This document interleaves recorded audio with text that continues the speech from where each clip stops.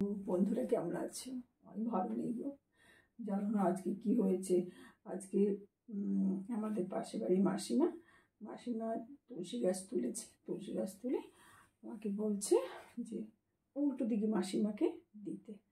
এখন যাকে উনি তো হাঁটতে পারেন না, মাসিমা পড়ে গিয়ে এখানে থাইয়ের হাড় পুরো ভেঙে গেছে। অপারেশন আছে, ওয়াকার নিয়ে হেঁটে বেড়ায় ঘর দিয়ে। যাই হোক, তুলসী গাছ ওনার ছেলেকে দিয়ে তুলে রেখেছে, পাঁচিলের উপর রাখা আছে। তাই যাকে দিয়ে পাঠাবে তাকে দেখতে পাচ্ছে না। আমাকে বলছে, পূর্ণিমা আছো বাইরে? যে হ্যাঁ মাসিমা বলে। তখন বলে এই তুলসী গাছটা রান্না আমাকে দিয়ে দাও না, মানে উল্টো দিকের মাসিমা, মানে আমাদের উল্টো দিকের বাড়িটা যে মাসিমা তাকে দিতে বলছে। তা আমি আসছি। তারপরে আমি নাইটটা পড়াছিলাম, এই হাউস কোটটা পরেছি। হাউস কোটটা পরে গেলাম, তুলসী গাছটা নিলাম। তুলসী গাছটা নিয়ে তারপরে মাসিমাকে ডাকলাম। মাসিমা বেরিয়ে আসলেন। মাসিমা এরকম তুলসী গাছ, তারপর বললো একটু লাগিয়ে দাও না। আমিই লাগিয়ে দিই। তুলসী গাছটা নিয়ে আমি যতবার পেয়ে যাই ততবারই আমি লাগিয়ে দিই।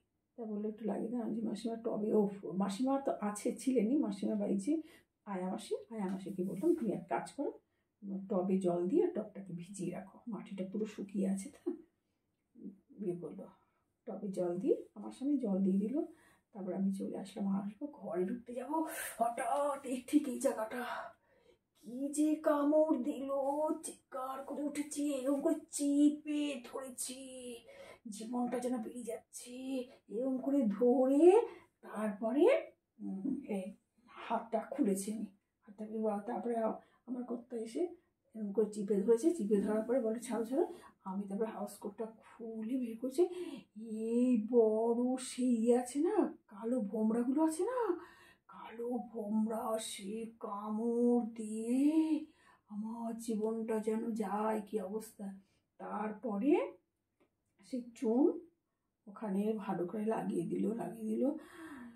বিশ্বাস করে না, সারাটা দিন আমার মানে সারা সন্ধ্যে থেকে রাত পর্যন্ত আমার যে কী গেছে। সন্ধ্যের সময় মানে বিকেলের দিকে কাজটা করে এসেছি, তুলসী গাছের কাজটা। সন্ধ্যের থেকে আমার যে কী কষ্ট। এখনও টক্সাইড মানে ইঞ্জেকশন নিলে যেরকম ব্যথা হয় সেরকম ব্যথা, হাত নাড়তে পারছি না। এখানটা ঠিক এই যে হ্যাঁ, এই যে ওই জায়গায় এখনো ব্যথা। এই জায়গাটা হোল পুরো বসিয়ে দিয়েছি, চিপকে ছিল। তারপর নিয়ে গিয়ে ফেলেছি। জানো আজকে আমার কী গেল সারাটা দিন, কী অবস্থা। মোটামুটি 24 সালটা আমার খুব ভালোই গেছে। একদম শেষের দিকে আমাকে একদম ব্যথা দিয়ে দিল। খুব ভালো গেছে। আমি তো বলছিলাম যে আমাদের 24 সালটা মোটামুটি খারাপ গেল না, ভালোই গেল। একদম শেষ মুহূর্তে এসে ভালো বলেছিল, আমাকে একদম খারাপ করে ব্যথা দিয়ে দিল। 2024 আমাকে ব্যথা দিয়ে দিয়েছে। দেখো, এটাও নিশ্চয়ই কোনো ভালো ইঙ্গিত, তাই না? ঈশ্বর যা করে সব ভালোর জন্য করেন, তাই না?